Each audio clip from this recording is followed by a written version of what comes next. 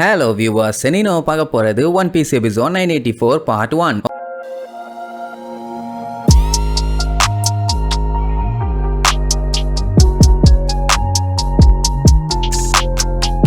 Open பண்ணா போன பாட்டுல நம்ம ஆளுங்க அடாவடித்தனமா ஒரு வழியா உள்ள வந்துட்டாங்க. ஆனா யாருமே இவங்க வந்திருக்காங்கன்னு இன்னும் கண்டுபிடிக்கவே இல்லை. சொல்ல போனா அங்க உயிரே போனாலும் பரவாயில்ல, நாங்க எப்படியாச்சும் ஜெயிச்சே தீருவோம் இல்லன்னா செத்தே தீருவோம்னு பயங்கர வெறியோட வந்துகிட்டு இருக்காங்க. ஆனா அந்த கிறுக்கு பைய உரோச்சி இருக்கான்ல, அவன் ஜாலியா அங்க கூத்தடிச்சுக்கிட்டு சரக்கு அடிச்சுக்கிட்டு இருக்கான். அந்த டைம்ல கூட அந்த எடுபட்ட மூதேவிக்கு பீதி இருக்குது. இனிமேட்டு நமக்கு கோஸ்ட பத்தி எல்லாம் கவலை இல்ல, கொசுக்கி கிளான ஒரேடியா காலி பண்ணியாச்சு. அதனால எனக்கு சரக்கு டேஸ்ட் அள்ளுது, இந்த இடமே சொர்க்க மாதிரி இருக்குன்னு சொல்லி செம ஜாலியா என்ஜாய் பண்ணிட்டு இருக்கான். இவன் இவ்வளவு கேர்ஃப்ரீயா இருக்கிறதுக்கு காரணமே அந்த காஞ்சிரோஸ் பையா இருந்ததுனால தான். அவன் மட்டும் அந்த அகசாயா பிளான் எல்லாத்தையுமே இவங்க கிட்ட சொல்லாம இருந்திருந்தான்னா அவன் இந்நேரத்துக்கு நிம்மதியாவே இருந்திருக்க மாட்டான். இதுல பிளஸ் என்னன்னா, பிளானுங்கிற பேர்ல முன்னையா ஒரு பிளான போட்டான் நம்ம கின்னு. அதான் அந்த இடத்த மாத்தி சொன்னால, சோ அந்த பிளான் தான் அவனோட கைக்கு போயிருக்குது. அதனால டொக்காகே போட்ட மொத்தமா காலி பண்ண சொல்லிட்டான். அப்படி அழிச்சிட்டா இனிமேட்டு வர முடியாதுன்னு. அது மட்டும் இல்லாம மொத்த இடத்தோட பிரிட்ஜையும் காலி பண்ணிட்டானுங்க. இதுக்கப்புறம் யாருமே கிராஸ் பண்ணி வர முடியாது. அகசாயா மெம்பர்ஸ் எல்லாருமே ஆள் இல்லாம நேரா கிளம்பி வருவானுங்க.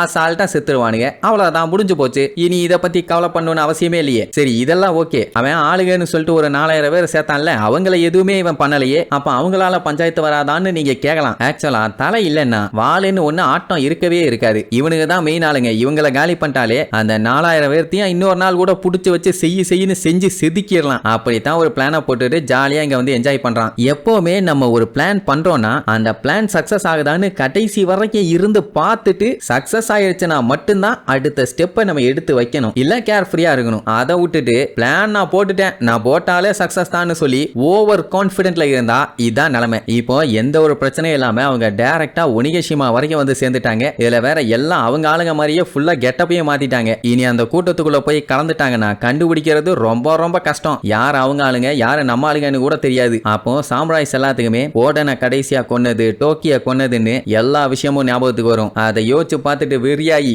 அவெஞ்சர்ஸ் அசெம்பிள் அப்படி சொல்லியிருந்தா நல்லா இருந்திருக்கும். ஆனா அவன் அப்படியெல்லாம் சொல்ல மாட்டான். வேட்டையை ஆரம்பிக்கலான்னு ஒண்ணு கின்னு டேஞ்சரும் இவங்க ரெண்டு பேரும் ஆளுக்கு ஒரு சைடா பிரிவாங்க. ஈஸ்ட் சைடு போறது நம்ம கின்னு, அவன் தான் லீடரா கூட்டு போறான். சவுத் சைடு போறது டேஞ்சரோ, அவன் ஒரு டீமை கூட்டு போறான். ரெண்டு குரூப்பையும் கம்பைன் பண்ணி பார்க்கும்போது 5000க்கு மேல இருக்காங்க. சோ அவங்க தான் இப்ப ஸ்பிளிட் ஆகி அப்படியே பேக் சைடுக்கு போயிட்டு இருக்காங்கன்னு வைங்க. அதே நேரம் நம்ம லாவோட போலார் டேங்க் அண்டர் வாட்டர் வழியா அகசாயா சாமுராய்ஸ் எல்லாத்தையும் கூப்பிட்டுக்கிட்டு வந்துட்டு இருக்குது. இவங்களோட மெயின் எய்மே அந்த கேசலோட பேக் சைடு ரீச் ஆகி ஒரோச்சி கைடோ இவங்க ரெண்டு பேர்த்தோட தலையை சீவனும். அவ்வளவுதான். பிக் மாமா பத்தி எல்லாம் கவலை இல்ல. ஆனா அவ குறுக்கால வந்து குடைச்சல் கொடுப்பா. எந்த வண்ட போறாயிலோ தெரியல. எப்படி கொலவெறித்தனமா ஒரு டீம் வந்துகிட்டு இருக்குன்னு எதுவுமே தெரியாம அங்க ஒரே ஆட்டம் பாட்டம் கொண்டாட்டம். இத்தனை பேர் ஒரு கோட்டையை சுத்தி வந்துகிட்டு இருக்காங்க. தும்மு தும்மு தும்மு தும்முன்னு சத்தம் கேட்காமையா இருக்கும். என்ன பண்றது, குடி போதையில இருக்கிறதுனால எதையுமே அவங்க நோட் பண்ணல போல. சரி, இப்ப நம்ம டீம் ஆளுகெல்லாம் ஸ்ட்ரெயிட்டா தானே போவாங்க. அதுக்காகவே பிராங்கி ஸ்பெஷலா ஏதோ ஒன்னு ரெடி பண்ணி வச்சிருக்கானாமா. அதை யூஸ் பண்ணலான்னு சரி ஓகேன்ட்டு எல்லாம் ஆர்வமா போவாங்க என்ன ஏதுன்னு பாக்குறதுக்காக. அதே நேரம் யூஸ்டஸ் கிட்டு நான் தாண்டா கைடோவோட தலையை எடுப்பேன், அந்த கௌரவத்தை யாருக்கும் கொடுக்க மாட்டேன்னு வீரனர போட்டு முன்னாடி போயிட்டு இருப்பான். உடனே லூஃபி இடையில புந்து,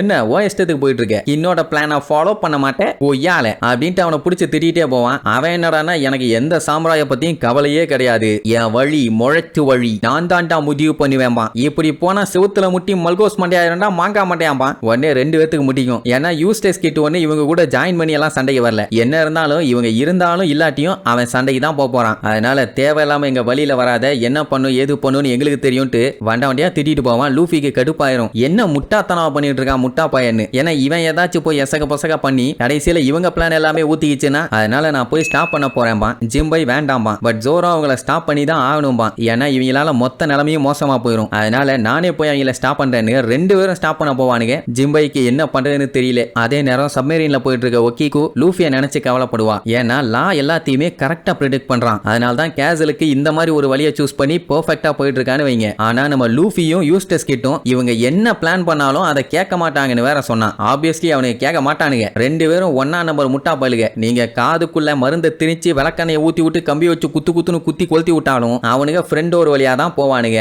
இவனுக்கு கூட போனோம்னா நமக்கு தான் செப்பல்ஸ்ல அடிவிலும். அண்ட் இன்னொரு விஷயம் என்னன்னா அவனுக்கு ஒன்னும் சாதாரண ஆளுங்க இல்ல. டெஃபினட்டா அங்க இருக்க ஆளுங்க எல்லாத்தையும் பொழந்துருவானுங்க. அதனாலேயே அவங்களை காலி பண்றதுக்கு கைடோ டன் கணக்கில் ஆளுகளை அனுப்புவான். சோ இந்த மாதிரி டைம்ல இவங்க பேக் சைடு போனாதான் ஆளுங்க கம்மியா இருப்பாங்க, அந்த கேப்பை யூஸ் பண்ணி கைடோவை காலி பண்ணிடலாம். இதுதான் அவனோட பிளான். இப்ப என்னன்னா அவனுக்கு ஏதாச்சும் ஆயிருமோன்னு தான் இவனுக்கு கவலை. இதை கேட்டுட்டு எல்லாம் தெளிவா சொல்லிடுவான், நீ அவனை பத்தி எல்லாம் கவலைப்படாதமா, அவ்வளவு சீக்கிரத்துல கிவ் அப் பண்ணிட்டு விழுகிற ஆளே கிடையாது அவன். லூஃபியால கைடோவுக்கு பைத்தியம் பிடிச்சிருச்சுன்னு சொன்னா கூட அதுல ஆச்சரியப்படுறதுக்கு ஒண்ணும் இல்ல. அப்படி ஒரு வேலையை பார்த்துட்டு வருவான்னு உடனே, பரவாயில்லையே உங்க ஃப்ரெண்டு மேல நீங்க நிறைய நம்பிக்கை வச்சிருக்கீங்களே அப்படின்னு கவர்மெண்ட்ஸ் பாராட்டுவான். அவன் ஒண்ணு என் ஃப்ரெண்டு இல்லடா மாங்கா, ஒன்னா நம்பர் பைத்தியக்கார பைய, கூட போய் பாரு நீயே பைத்தியமாய் தான் வருவே, எந்த நேரத்துல என்ன வேலை பண்ணுன்னே அவனுக்கு தெரியாதுன்னு திட்டிகிட்டே தான் போவான். அங்க கேசல்ல பாத்தீங்கன்னா பயங்கரமா டிஜே சாங் எல்லாம் போட்டு கிளப்ல எப்படி ஒரு அட்மாஸ்பியர் இருக்கும் அந்த மாதிரி இருக்கும், செம்ம என்ஜாய்மெண்ட். ஆனா அது எல்லாமே இன்னும் கொஞ்ச நேரத்துல தரமட்டமாக போகுதுன்னு அவங்களுக்கு தெரியல. அந்த இடத்தோட கீழே பாத்தீங்கன்னா இன்னும் சில பல கார்ட்ஸுங்க எல்லாம் செக்யூரிட்டிக்காக இருக்கத்தான் செய்யறானுங்க. பட் என்ன இருந்தாலும் ஃபெஸ்டிவல் ஆச்சு, அவங்களும் செலிப்ரேட் பண்ண வேண்டாமா, அதனால சரக்கு அடிச்சுக்கிட்டு ஜாலியா சாம்ராய்ஸ் எல்லாம் இவ்வளவு தூரம் வருவானுங்களா என்ன,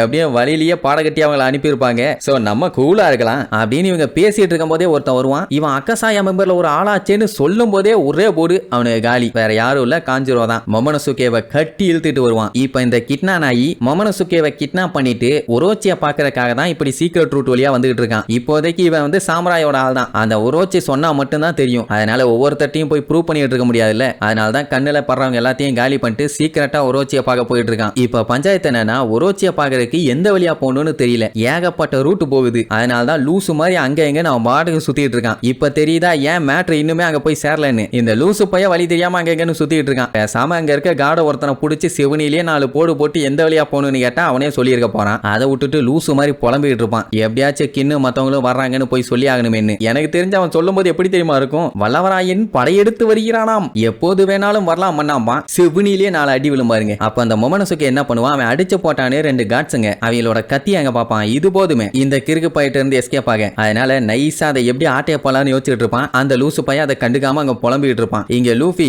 யூஸ்டஸ் கிட்ட நில்லுடா நில்லு நில்லுடா நில்லு நில்லுடா நில்லுன்னு கத்திக்கிட்டே பின்னாடி விரட்டிக்கிட்டே போவான். அப்படி விரட்டிட்டு போனவன் ஒரு வழியா கேசலுக்குள்ள போய் சேர்ந்துட்டான். போய் சேர்ந்தா அவனுக்கு பெரிய ஷாக்கு, ஏன்னா அங்க அவ்வளவு கூட்டம், சரியான கூட்டம். மழை பெஞ்சா கூட எல்லா தண்ணியும் அவங்க மேல விழுமே தவிர ஒரு சொட்டு தண்ணி கீழே விழாது, அந்த அளவுக்கு நெருக்கமான கூட்டம். எல்லாம் பயங்கரமா பார்ட்டி பண்ணி என்ஜாய் பண்ணிட்டு இருக்காங்க. இந்த கூட்டத்துக்குள்ள எங்கத்த போய் அந்த யூஸ்டஸ் கிட்ட தேடுறது, ஐயோ கோட்டை விட்டவேன்னு பைய செம்ம கடுப்பாவான். சரி இதுக்கப்புறம் அந்த பார்ட்டியில நம்ம பையன் என்னென்னலாம் அட்டூழியம் பண்ண போறான்னு அடுத்தடுத்த எபிசோட்ல பார்க்கலாம். டடா.